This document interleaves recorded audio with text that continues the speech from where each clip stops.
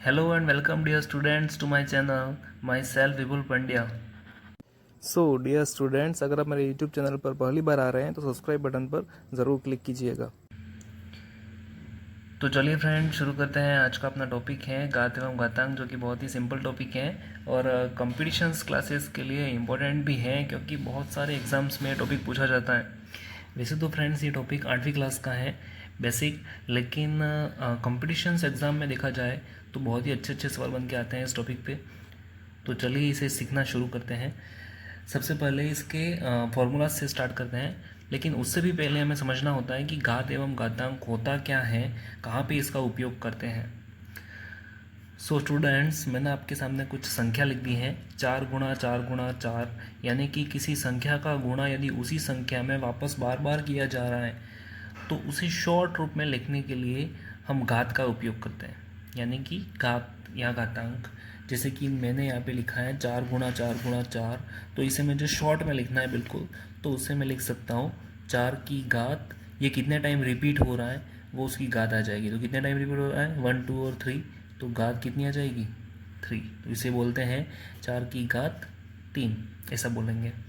एक और एग्जाम्पल ले रहा हूँ छोटा सा, 9 इंटू 9 इंटू 9 इंटू 9। तो इसको कैसे लिखेंगे घातांक रूप में, 9 है तो आधार 9 हो जाएगा। यहाँ पे नीचे जो होता है उसे आधार बोलते हैं और ऊपर जो आएगा उसे घात बोलते हैं। तो 9 आधार हो गया और घात कितनी आ जाएगी, 1 2 3 और 4। तो यहाँ पे कितना आ जाएगा, 9 की पावर 4 आ जाएगा।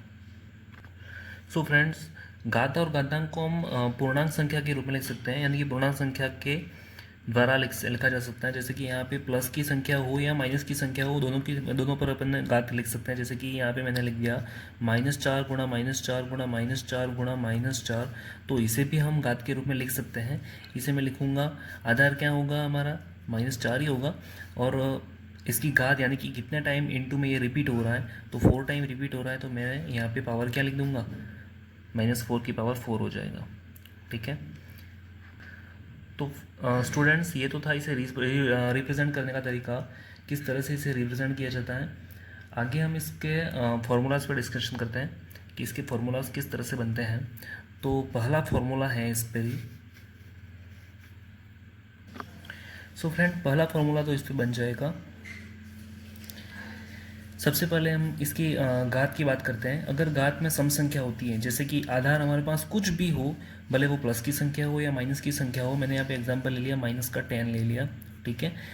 पर अगर घात की बात की जाए, अगर वो घात सम संख्या है, यानी कि 2 4 6 8 वगैरह ये सम संख्या होती है, तो मैंने कुछ भी ले लिया यहाँ पे, जैसे कि 8 ले लिया, तो इसकी जो वैल्यू आएगी वो हमेशा प्लस में ही आती है, कभी भी माइनस में आती नहीं है। ये इस बात का हमें ध्यान रखना है विशेष करके। दूसरी बात करते हैं, अगर हमारे पास आधार 1 हो, अगर हमारे पास आधार में 1 है और जैसा कि मैंने अभी बताया ऊपर सम संख्या है, तो वैल्यू हमेशा प्लस में आती है, ठीक है, और उसका आंसर हमेशा क्या आएगा, 1 ही आता है। अगर ऊपर विषम संख्या है तब भी 1 का कितनी भी पावर हो 1 की, आंसर हमेशा इसका क्या आएगा, 1 ही आएगा, भले वो 4 हो 10 हो 8 हो कितना भी हो, 1 में 1 का मल्टीप्लिकेशन करने पर 1 ही प्राप्त होता है। उसी तरह आगे देखते हैं, अगर -1 की बात की जाए तो -1 में 2 तरीके होते हैं। अगर उसकी घात सम संख्या हो, यानी कि 2 मान ली मैंने, और यदि उसकी घात माइनस में विषम संख्या हो, जैसे कि 5 मान लिया मैंने, ठीक है। तो 2 तरह का सिनेरिया हो गया यहाँ पे। अगर उसका घात जो है वो सम संख्या है तो हमेशा वैल्यू प्लस में आती है, और अगर घात विषम संख्या है, जैसे कि 3 5 7 9, तो यहाँ पे वैल्यू हमेशा माइनस में ही आती है। इस बात का हमें विशेष ध्यान रखना है। दूसरा पॉइंट लेते हैं, यदि किसी आधार का, यानी कि मैंने मान लिया 1000 मान लिया, कोई भी हो आधार में संख्या, अगर उसकी घात 0 आ जाती है तो उसकी वैल्यू हमेशा यहाँ पे 1 ही होती है। क्या हो जाएगी, उसकी वैल्यू हमेशा 1 ही होती है। तीसरा पॉइंट है, यदि हमारे पास आधार समान है, मैंने 2 घात वाली संख्या ले ली यहाँ पे, ठीक है, और यदि आधार समान है उन दोनों का और बीच में गुणा है, तो फॉर्मूला क्या बन जाएगा, आधार और उसकी जो घातें हैं उन दोनों की जोड़ हो जाती है। तो मैं इससे फॉर्मूला बना सकता हूँ कि a की घात यदि b हो गुणा और a की ही घात यदि c हो, तो इसका फॉर्मूला क्या बन जाएगा, a की घात b प्लस c बन जाएगा। ये हमारा फॉर्मूला आ गया। ठीक है, उसी तरह से डिवाइड की बात करें अगर, तो माना कि 4 की पावर 2 है और उसी में डिवाइड होगा 4 की पावर 3 का। ठीक है, सो ये आ जाएगा, आधार समान है तो घातें अब माइनस हो जाएंगी, यहाँ पे 2 माइनस 3 आ जाता है। सो ये भी ध्यान रखना है, अगर आधार समान है और बीच में भाग होता है तो घातें माइनस हो जाती है। तो यहाँ पे मेरा फॉर्मूला बन के आ जाएगा a की पावर b भागित a की पावर c है, तो यहाँ पे a की ही पावर क्या आ जाएगा, b माइनस c आ जाएगा। ये हमारे पास फॉर्मूला बन के आ गया। इसी कड़ी में आगे बात करते हैं, अगर किसी संख्या की घात 2 है, जैसे कि मैंने 5 की घात 2 लिख दिया, तो उसे स्क्वायर बोलते हैं, उसे वर्ग बोलते हैं। इसे क्या बोलेंगे, वर्ग बोलते हैं, और इसको लिखा जाता है 5 गुणा 5। उस संख्या में उसका गुणा 2 बार होगा। और वर्ग के लिए यहाँ पे मैं 2 इम्पोर्टेंट फॉर्मूला बता रहा हूँ। इसमें क्या होता है कि यदि हमारे पास किसी एक संख्या का वर्ग हमें पता है, जैसे कि माना कि मेरे पास 20 है और 20 का वर्ग जो होता है घात 2, वो मेरे को मालूम है कितना होता है, 400 होता है। ठीक है, और उसकी आगे वाली संख्या का वर्ग निकालना है, तो इसके लिए एक फॉर्मूला लगेगा यहाँ पे कि a square plus a plus B. इस फॉर्मूले का यूज़ में लेना है। यहाँ पे जो a वाली संख्या है वो ये है, और b वाली जो संख्या है वो अंदर वाली है, दूसरी संख्या जो होगी वो। ठीक है, तो a का स्क्वायर कितना होगा, 400 प्लस a यानी कि 20 प्लस और b कितना है, 21। तो यहाँ पे इनको जोड़ने पर आ जाएगा 441। ये हमारे पास 21 का स्क्वायर हो जाएगा। तो इस नंबर से हम क्या कर सकते हैं, यदि हमारे पास किसी भी नंबर का स्क्वायर पता है और अगले नंबर का स्क्वायर हमें निकालना है, तो इस फॉर्मूले से अपन आराम से निकाल सकते हैं। फॉर्मूलाज की इसी कड़ी को आगे बनाते हैं। आगे का फॉर्मूला हमारे पास है कि यदि a की पावर m है और उसकी भी पावर n है, तो इसे हम लिख सकते हैं a की power n m into n लिख सकते हैं। यानी कि एग्जाम्पल से समझते हैं। मेरे पास यहाँ पे एक एग्जाम्पल है कि यदि 4 की पावर -2 है और उसकी पावर 3 को लिखें, तो यहाँ पे 4 की पावर -2 इंटू 3 हो जाएगा, ऊपर -2 इंटू 3 हो जाएगा। सो यहाँ पे आंसर निकल के आ जाएगा 4 की पावर माइनस प्लस माइनस हो जाएगा, और 2 इंटू 3 6 हो जाएगा। तो 4 की पावर 6 हमारे पास आंसर निकल के आ जाएगा। एक और एग्जाम्पल करते हैं इसी का। ठीक है, 4 की पावर 3 है और उसकी पावर मैंने यहाँ पे लिख दिया 0। तो यहाँ पे क्या हो जाएगा, हमें ये पता है कि 0 अगर किसी की पावर में आ गया तो अंदर कुछ भी हो, कितनी भी बड़ी संख्या हो, उसकी वैल्यू हमेशा क्या आती है, 1 आती है। तो इसे सॉल्व करने की ज़रूरत ही नहीं है। जैसे ही हम घात 0 देखेंगे, आंसर सीधा क्या आ जाएगा, 1 आ जाएगा। अगला फॉर्मूला यहाँ पे यूज़ में लेते हैं। अगला फॉर्मूला है, यदि मेरे पास कोई संख्या की घात माइनस में है, जैसे कि मैंने लिख दिया 3 की घात -4, और इस घात को मुझे प्लस में बनाना है किसी भी तरीके से, तो मैं इसे लिख सकता हूँ, इसे ओपन में ले आना है, यानी कि बटे में लिख देना है। तो 3 को मैं लिख दूंगा 1/3, और उसकी घात क्या हो जाएगा, अब प्लस में आ जाएगा उसकी घात, यानी कि इनकी घात 4 आ जाएगा। और इसे लिखते हैं वैसे तो 1/3 की घात 4, लेकिन ऊपर 1 ही है तो मैं इस पूरे की घात को 4 लिख सकता हूँ।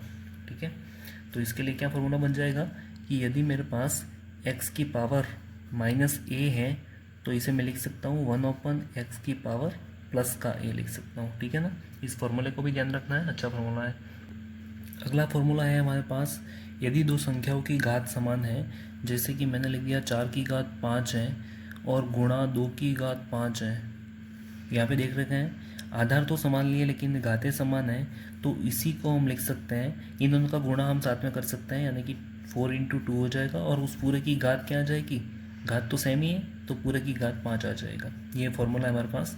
सो यहाँ पे हम लिख सकते हैं कि a की पावर यदि b है गुणा a की ही पावर b की पावर, एक मिनट b तो आ गया, c ले लेते हैं, c की पावर b है, तो यहाँ पे क्या निकल के आ जाएगा, a इंटू सी की पावर कितना आ जाएगा, b आ जाएगा। ये हमारे पास फॉर्मूला हो गया।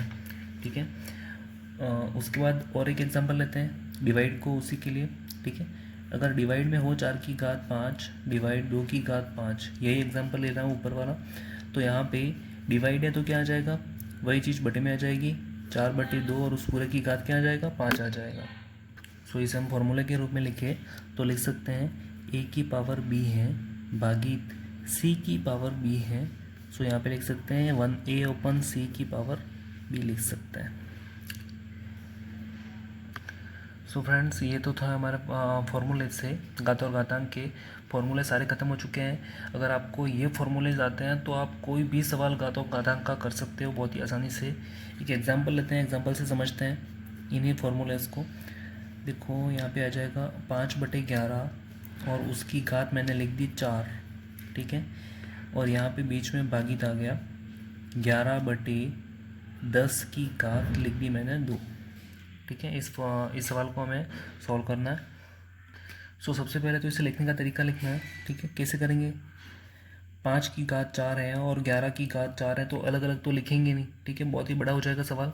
तो इसे शॉर्ट में करने के लिए क्या करते हैं, इसी को लिखते हैं 5/11 उसकी घात 4, यहाँ पे भागित जो है उसको मल्टीप्लिकेशन में चेंज कर देते हैं। तो ऐसा कर सकते हैं फ्रेंड्स अपन, यहाँ पे भागित को मल्टीप्लिकेशन में यदि चेंज करेंगे तो हमारे पास जो दूसरा रेशनल नंबर है, परिमेय संख्या है, वो उल्टी हो जाती है, यानी कि 11/10 है तो 10/11 हो जाएगा यहाँ पे। तो यहाँ पे आ जाएगा 10/11 की घात जो है वो सेमी रहेगी एज इट इज़, घात 2 ही होगी, ठीक है। फिर क्या करेंगे, सो फ्रेंड्स मैं यहाँ पे जो 10 लिखा हुआ है उसे मैं ये से यहाँ पे यूँ भी लिख सकता हूँ 5 की इंटू 2, ठीक है। सो यहाँ पे मेरे पास 5 की पावर 2 है और 2 की भी पावर कितनी है, 2 ही है यहाँ से, ठीक है। 10 की पावर 2 है तो यहाँ पे 5 की पावर 2 और 2 की पावर 2 को अलग अलग लिख सकते हैं। सो यहाँ पे 5 की पावर 4 है और यहाँ पे 5 की पावर 2 है, दोनों के बीच में क्या है, मल्टीप्लिकेशन है, तो घातें आपस में जुड़ जाएगी, ठीक है। तो यहाँ पे आ जाएगा 5 की पावर 6, 4 और 2 6 होगी, गुणा तो बीच में गुणा आ जाएगा और 2 की घात 2 है, उसे एज इट इज़ लिखते हैं। बट्टे में क्या आ जाएगा, 11 की घात 4 है और 11 की घात 2 है, तो फिर से वही आधार समान है और घातें अलग अलग हैं, बीच में गुणा है तो घातों का जोड़ हो जाएगी घातों की। तो यहाँ पे 11 की घात कितना आ जाएगा, 4 + 2 यानी कि 6 आ जाएगा। ये हमारे पास आंसर आ जाएगा। अगला सवाल लेते हैं, 4 की घात 2 गुणा 4 की घात 2/3 है। सो यहाँ पे आधार समान है और बीच में गुणा है, तो हमें एक ही बात ध्यान रखनी है कि घातों को जोड़ देंगे। तो यहाँ पे आ जाएगा 4 की घात 2 + 2/3 आ जाएगा, ठीक है। तो इसे सॉल्व कैसे करेंगे, दोनों को जोड़, रेशनल नंबर है, परिमेय संख्या है, तो यहाँ पे एलसीएम लेना पड़ेगा। तो यहाँ पे 4 की घात आ जाएगा, एलसीएम कितना आ जाएगा 3, और यहाँ पे 3 × 2 हो जाएगा 6 प्लस यहाँ पे 2 आ जाएगा। सो यहाँ पे 4 की पावर 6 + 2 8 हो गया और 8/3 आ गया। सो ये आंसर निकल के आ चुका है फ्रेंड्स। एक और एग्जांपल है,